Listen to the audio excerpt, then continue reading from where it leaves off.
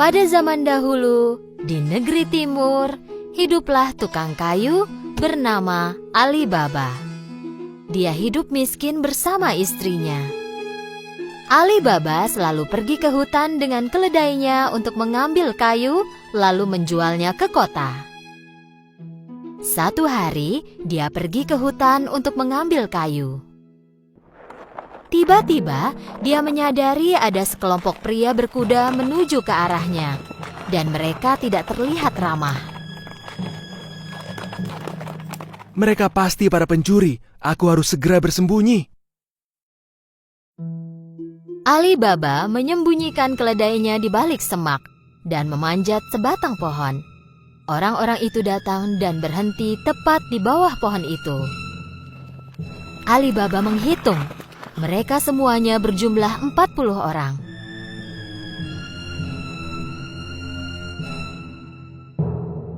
Orang-orang itu menurunkan beberapa tas besar yang berat dari kuda mereka. Ali Baba menyadari bahwa orang-orang tersebut adalah pencuri. Pimpinan pencuri maju ke sebuah batu besar dan mulai berteriak.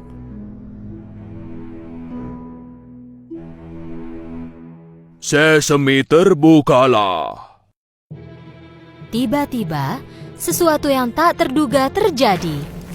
Batu besar itu menggelinding dan terbuka seperti sebuah gerbang, dan muncullah sebuah gua. Para pencuri masuk satu persatu sambil membawa tas yang berat itu. Tak lama kemudian, gerbang gua menutup secara otomatis.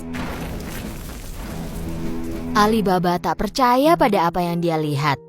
Tak lama kemudian, batu itu terbuka lagi dan pencuri tersebut keluar.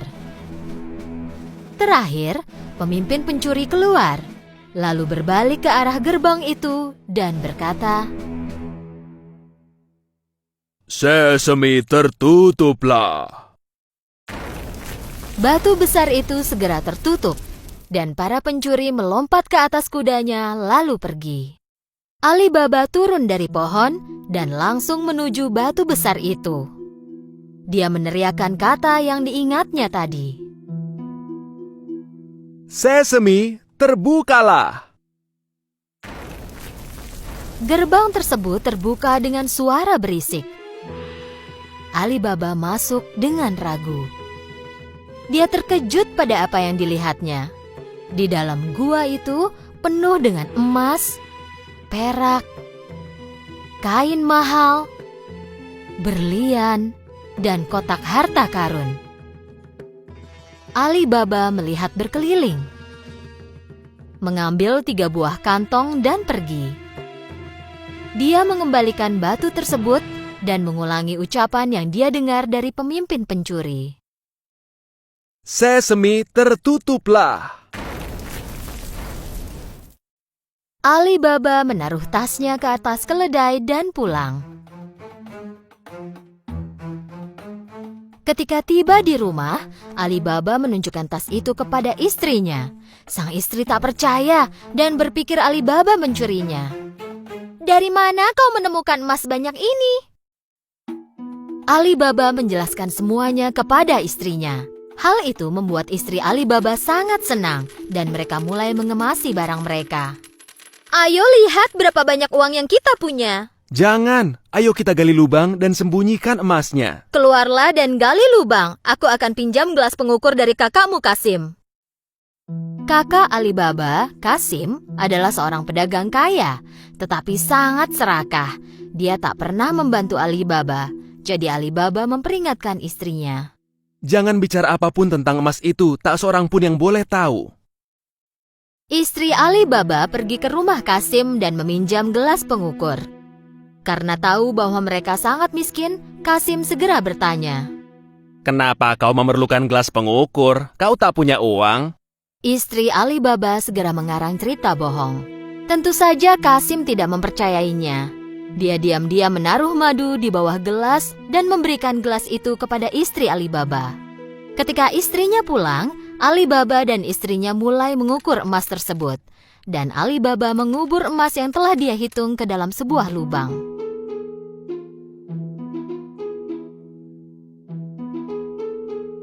Setelah mereka mengubur semua emas itu, istrinya mengembalikan gelas pengukur tersebut, tetapi tak menyadari adanya emas yang menempel di bawah gelas. Ketika Kasim menerima gelas tersebut, ia langsung melihat ke bawahnya. Ketika melihat emas itu, dia sangat kaget.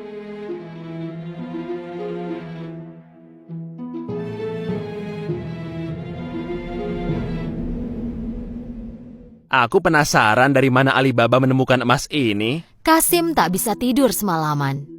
Ketika pagi datang, dia bangun dan langsung pergi ke rumah Alibaba. Dan dia menunjukkan emas yang menempel di bawah gelas itu. Alibaba, kupikir kau ini miskin. Dari mana kau menemukan emas ini? Alibaba menceritakan semuanya supaya Kasim tidak memberitahu semua orang tentang emas itu. Jika kau tak menunjukkan letak gua ini, aku akan memberitahu para pencuri tentangmu. Tapi Kasim, Alibaba tahu Kasim akan melakukan apa yang diucapkannya. Tak ada pilihan, mereka pergi ke gua itu. guanya ada tepat di belakang batu ini. Sekarang ayo pergi dari sini, para pencuri mungkin datang sebentar lagi. Alibaba dan Kasim pulang ke rumah. Tetapi Kasim masih memikirkan gua itu. Dia segera membawa 2 ekor keledai dan pergi ke gua. Ketika tiba di depan pintu gua, dia mengulangi perkataan yang dia pelajari dari Alibaba. Sesame terbukalah. Batu besar itu tiba-tiba mulai bergerak dan gerbang ke gua pun terbuka. Kasim tak percaya. Dia kehabisan kata-kata tentang pemandangan di dalam gua. Emas yang berkilauan membuatnya terpesona. Dengan buru-buru, dia mulai mengisi tas yang dia bawa dengan emas sebanyak yang dia bisa. Ketika tak ada tempat lagi, dia kembali ke gerbang. Tetapi gerbangnya tertutup. Dan sialnya, dia lupa kata sandi untuk membuka gerbang. Jadi dia mulai mengarang dan mencoba membuka gerbang itu. Pintu terbukalah. Batu terbukalah. Gandum terbukalah. Apapun yang dia ucapkan, gerbangnya tidak mau terbuka. Kasim mulai panik. Dia mencari gerbang lain tetapi tak menemukan apapun. Tak lama kemudian, para pencuri kembali ke gua mereka. Saat mereka melihat keledai Kasim, mereka menjadi curiga dan menghunus pedang mereka. Sesame terbukalah.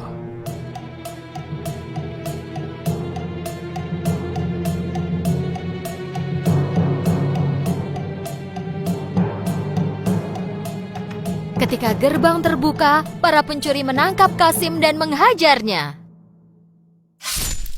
Jadi inilah pencuri yang mengambil emas kita. Ketika malam hari tiba dan Kasim tidak kembali ke rumah, istrinya jadi sangat khawatir. Dia berlari ke rumah Alibaba dan meminta tolong. Alibaba juga khawatir tentang apa yang menimpa Kasim. Jadi Alibaba pergi ke gua dan melihat seekor keledai berdiri di depan gua. Itulah saat dia tahu bahwa kakaknya ada di dalam gua dan dibunuh oleh para pencuri. Dia pergi kepada istrinya dan menceritakan semuanya.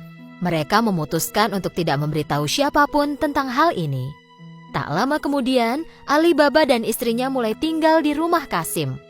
Mereka mulai menjalankan bisnis Kasim dan mengembangkannya menjadi lebih besar. Mereka menjadi semakin kaya raya. Selama ini, pemimpin pencuri menyadari bahwa emas di guanya semakin berkurang setiap hari. Jadi dia memerintahkan seorang pencuri untuk melihat apakah ada sesuatu yang mencurigakan. Pergilah ke kota dan lihat sekeliling, apakah ada orang kaya baru dan yang berbelanja banyak. Ketika pencuri berkeliling di pasar, dia melihat Alibaba berbelanja dengan emas di tangannya. Jadi, dia mengikuti Alibaba pulang. Ketika Alibaba pulang, pencuri tersebut menandai pintu rumahnya. Ketika hari gelap, istri Kasim keluar untuk memberi minum hewan. Dan saat itu, dia melihat tanda di pintu. Dia menyadari bahwa tanda itu bukan untuk hal yang baik. Jadi dia mengambil cat dan menandai semua pintu di lingkungannya. Saat pagi menjelang, 40 pencuri datang untuk menemukan rumah Alibaba. Tetapi mereka melihat bahwa semua pintu ditandai dengan tanda yang sama. Mereka pun kembali. Tetapi pemimpin pencuri tetap ingin menemukan Ali Baba. Dia menyamar dan mulai berkeliling pasar. Dia akhirnya menemukan Ali Baba dan mengikutinya ke rumah. Mengetuk pintunya, Ali Baba menjawab, Aku datang dari jauh. Aku membawa guci-guci penuh minyak zaitun. Kudengar kau adalah pedagang terkaya di area ini. Mungkin kau ingin membelinya. Ali Baba mengundang pemimpin pencuri untuk makan malam, mengira bahwa dia juga seorang pedagang. Pencuri itu membawa 40 guci minyak zaitun ke dalam rumah Ali Baba. Dan Ali Baba menyuruh pelayannya menyiapkan meja makan istimewa.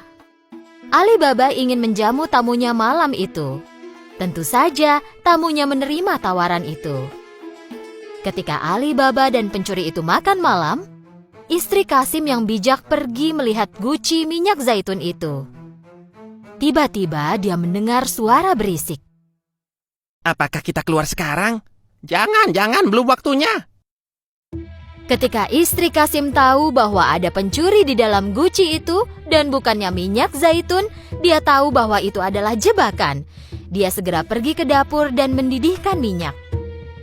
Lalu dia kembali dan menuangkan minyak mendidih ke setiap guci. Tentu saja, para pencuri terpanggang diam-diam.